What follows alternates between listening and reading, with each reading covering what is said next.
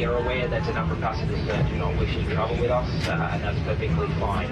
Confused and concerned, passengers due to leave San Francisco for Dubai last September demanded to get off the plane just before takeoff. The White House sprang a surprise with its $100,000 fee for H-1B visas, causing panic among foreign workers as well as their employers, including JP Morgan's top banker Jamie Dimon. Since 2011, roughly 70% of H-1B visas approved each year have gone to Indian nationals.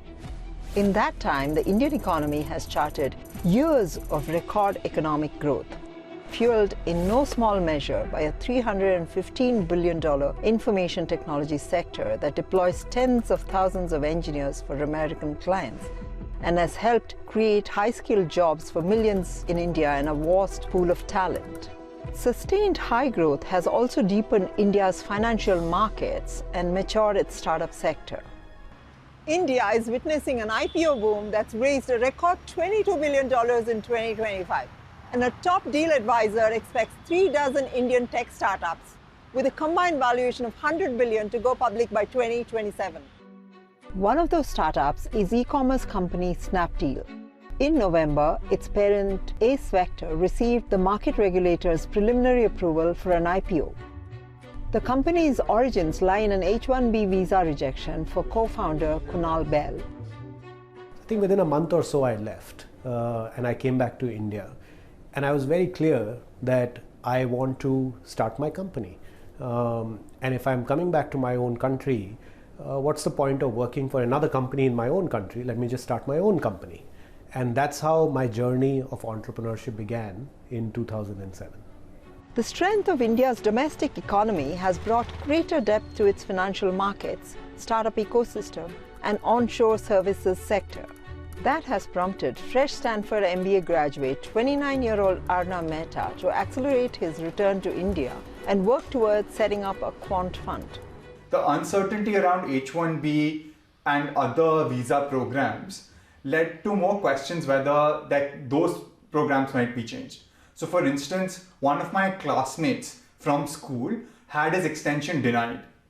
And as I was looking to build my own company, I didn't want to deal with a lot of uncertainty.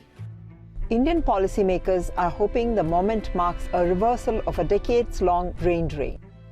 All intelligent people are going to America. Because of that, they are doing the best. Now some people are returned in India. That will help us further. In the 1990s, Naidu encouraged Microsoft and other global technology companies to set up a base in a state in southern India.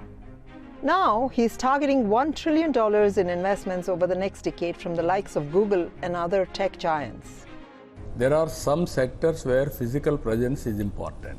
Then they have to move. Otherwise, so many services you can provide online by having proper knowledge and leadership quality. Wall Street banks have ramped up their India operations in reaction to the US visa crackdown. What began in the 1990s as back-office support centers has evolved into a mission-critical cog of global finance. If I take a sample of Indians who went to Stanford, there were about 20 Indian students in my class. Only 2 of them have joined big tech. 3 people who were in finance have all returned back to India. E-commerce entrepreneur Bell finds prospective Indian returnees queuing up for startup funding. Very talented entrepreneurs or aspiring entrepreneurs outside India now realize that India is fertile for them to build global scale companies from here itself. And that's why a lot of them want to come back to India. American tech startups face a harder time getting the talent they need to grow and innovate, with many likely to balk at the $100,000 visa fee. Meanwhile, in India's elite tech circles, there's quiet defiance towards Trump's immigration curbs. Domestic momentum has given young engineers and entrepreneurs more confidence to stay and build at home rather than chase opportunities abroad. Saritha, Bloomberg News, Bangalore.